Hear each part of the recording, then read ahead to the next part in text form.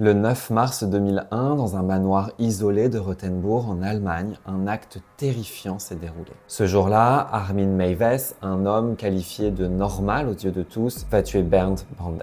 Mais ce n'est absolument pas un crime comme les autres, puisque celui-ci a été rendu célèbre pour une seule raison: la victime était consentante. Vous vous demandez sûrement comment tout cela est possible. Eh bien, je vous laisse vous installer confortablement car on va tout de suite aborder l'histoire tragique d'Armin Meiwes. C'est parti.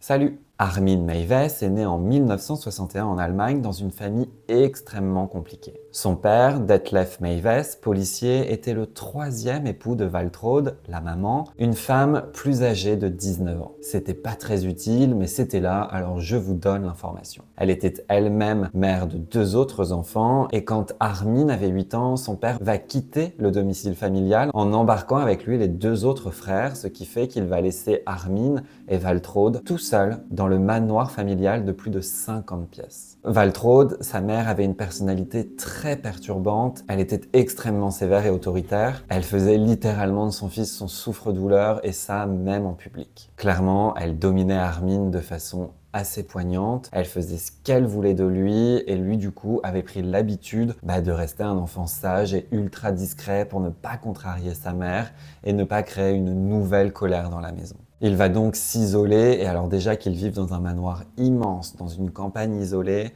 si lui en plus doit s'isoler dans le cadre familial, c'est pas extrêmement sain pour lui. Mais attention, je ne lui cherche absolument aucune excuse. C'est donc à ce moment-là qu'Armin va commencer à se créer des mondes intérieurs où il avait l'impression de sentir qu'il avait le contrôle et qu'il était enfin décisionnaire de sa vie. Et il va avoir, au fur et à mesure de son avancement dans l'âge, des idées de plus en plus perturbantes. En parallèle de ça, il va découvrir son homosexualité et ses plaisirs masochistes. Dans les années 90, l'arrivée d'Internet va changer la vie de tout le monde et en particulier celle d'Armin, puisqu'il va découvrir qu'en ligne, il pouvait explorer absolument tout ce qu'il voulait.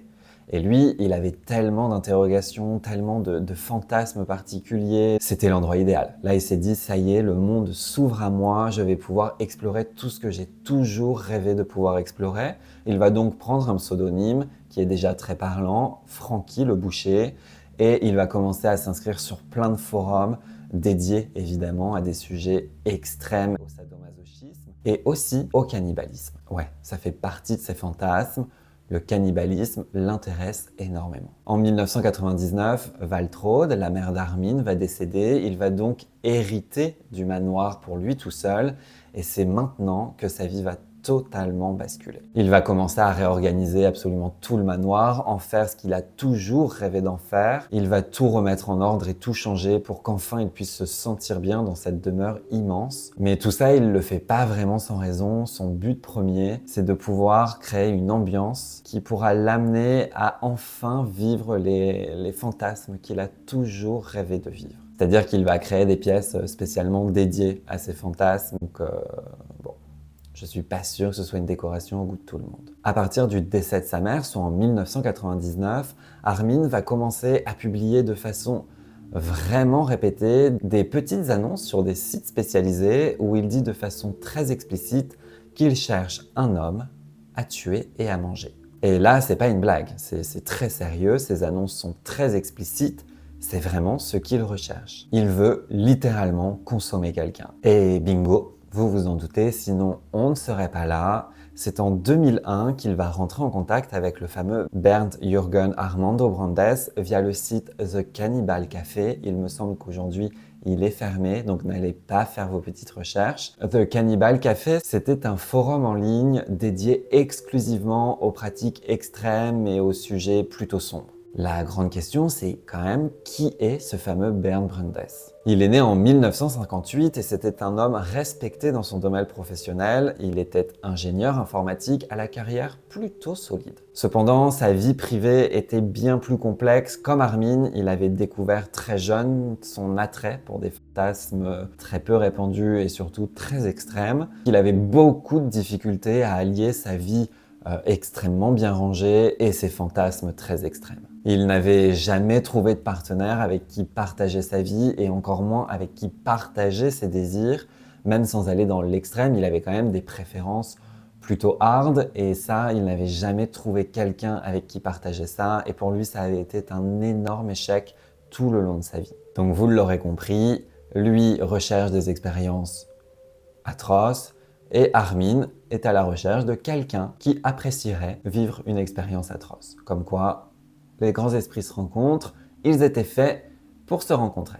Ils vont donc discuter un petit moment sur Internet et ils vont décider enfin à programmer une rencontre. La date est fixée, c'est dans la nuit du 9 au 10 mars 2001 qu'ils vont enfin se rencontrer dans le grand manoir de Mavis. Petit disclaimer, je vous préviens, les événements qui vont suivre sont très choquants et pour que vous compreniez, je ne vais pas censurer ce que je vais dire, donc je vais mettre un timecode.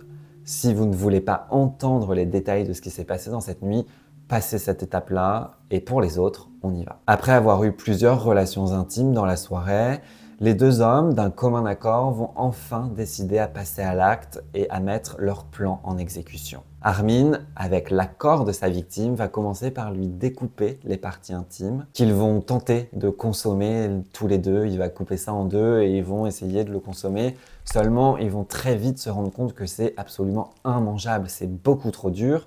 Et donc Armin, avec sa bienveillance légendaire, va dire « Attends, ne bouge pas. De toute façon, je ne suis vraiment pas sûr qu'il pouvait bouger avec ses parties intimes sectionnées. » Mais il va descendre à la cuisine pour cuisiner ce qu'il venait de découper. Il va donc, c'est lui-même qui le dit, saler, poivrer, mettre un petit peu d'épices et utiliser de la graisse prélevée directement sur sa victime pour faire cuire ce qu'il avait besoin de faire cuire. Mais en fait, il va totalement rater la cuisson, ça va brûler, il va être un peu frustré.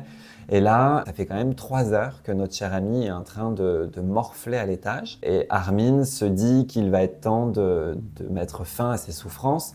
Et pareil, avec l'accord de sa victime, il va le poignarder à plusieurs reprises pour enfin mettre fin à ses souffrances. Après la mort de Brandes, Mavis ne va pas s'arrêter là. Il va suspendre le corps de sa victime dans sa cave. Il va l'éviscérer et là, il va commencer à le découper en petits morceaux et à congeler les meilleures parties. C'est ce que lui appellera les meilleures parties pour les garder pour plus tard, les manger à des occasions un petit peu plus importantes. Et voilà, il va, comme un boucher, découper de façon très méthodique tout le corps de sa victime. Il va quand même réussir à extraire 30 kilos de viande qu'il va garder de côté, donc c'est quand même pas rien. Je suis désolé, même pour moi c'est un peu difficile. Et voilà, il a réussi à enfin réaliser son fantasme le plus extrême. Évidemment, on n'a pas la parole de Brandes, mais lui aussi, il a sûrement vécu ce qu'il avait toujours rêvé de vivre. Alors pour moi, ça me paraît totalement improbable, mais écoutez, chacun ses plaisirs. Évidemment, il n'a pas envie de s'arrêter là, il a enfin pu vivre ce qu'il voulait vivre, et là, ça y est, il faut qu'il trouve une autre victime, il a besoin de revivre encore ce moment.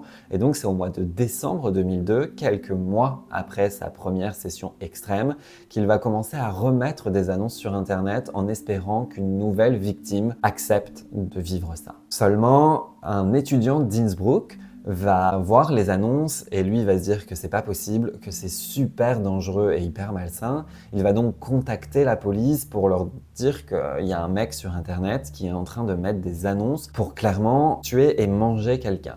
Il va vraiment pas laisser ça au hasard et pour une fois, la police va prendre ça plutôt au sérieux. Ils vont décider de remonter la trace de Mavis et d'aller le voir directement chez lui pour voir ce qu'il en est et essayer de comprendre ce qui se passe. Mais alors là, les autorités autrichiennes, une fois qu'elles vont arriver chez Mavis, c'est plus simplement une enquête pour voir ce qui se passe, ils vont clairement l'arrêter. Ils vont découvrir très vite les restes de corps humains dans la cave et surtout une VHS que Mavis avait pris le soin de bien cacher. Dans cette cassette, on va voir absolument tout le déroulé de la nuit que Mavis a passé. Cette cassette dure 9 heures. Pendant 9 heures, on le voit commettre des actes absolument atroces. Donc là, il n'y a aucun doute, la police ne réfléchit pas, il faut l'arrêter, c'est le coupable. Mais Mavis, eh bien lui, ne va pas du tout mal le vivre, hein. Il va se faire arrêter de façon très calme.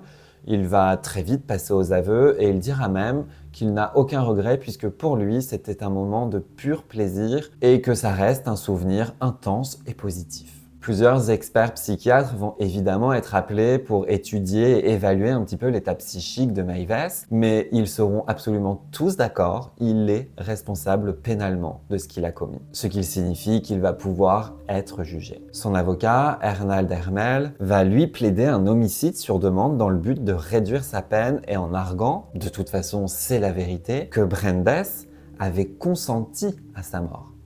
Et c'est vrai que c'est un angle qui est plutôt vrai, c'était réellement d'un commun accord. C'est donc le 30 janvier 2004 que Mavis va être condamné à seulement 8 ans de prison pour homicide involontaire. Cependant, en 2005, le parquet estime que la peine n'est pas du tout recevable, que ce n'est pas assez pour ce qu'il a commis. Ils vont décider de réouvrir tout ça et ils vont faire appel au procès pour que Mavis soit à nouveau jugé et surtout espérer que la peine soit beaucoup plus lourde. Le nouveau procès va donc s'ouvrir au mois de janvier 2006 et cette fois-ci ce n'est plus les mêmes charges contre Mavis. On va maintenant l'accuser d'assassinat à caractère sexuel. C'est plus du tout la même chose. L'accusation, en vue des nouvelles charges, va là demander la peine de prison à perpétuité. Le procès va donc se poursuivre et c'est quelques mois après, le 9 mai 2006, que Mavis va cette fois-ci être condamné à la réclusion criminelle à perpétuité. Je pense que là, on est sur une bonne peine. Mais en même temps, c'est pas à moi de juger. Et puis, il y a quand même ce facteur de consentement. Les deux étaient OK pour vivre ça, et donc je pense que ça a dû être très dur à juger. La preuve, on passe de 8 ans de prison à une peine à perpétuité, comme quoi même le parquet, même les jurés ne savaient pas vraiment quoi juger. Et alors, petit élément drôle, fin 2017, Armin Meiwes va dire publiquement qu'il est maintenant devenu végétarien. Oui, végétarien, il expliquera qu'il a compris que de manger de la viande n'était pas utile au bon fonctionnement de son corps et que maintenant, il préfère être végétarien. Il aurait peut-être dû s'en rendre compte avant, mais bon. Eh bien voilà, nous connaissons maintenant tous l'histoire affreuse d'Armin Meiwes. Je vous laisse me dire en commentaire ce que vous en avez pensé. Je vous laisse liker et partager cette vidéo.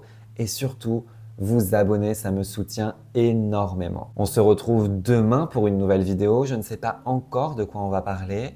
Peut-être qu'on parlera de films, mais honnêtement, je vois bien que tous les passionnés de films tombent sur la tronche depuis quelques jours pour une vidéo que j'ai faite précédemment sur les 7 films bannis. Mais bon, c'est pas grave, c'est bon pour l'algorithme à ce qui paraît. Moi, je vous dis à demain, prenez soin de vous. À demain.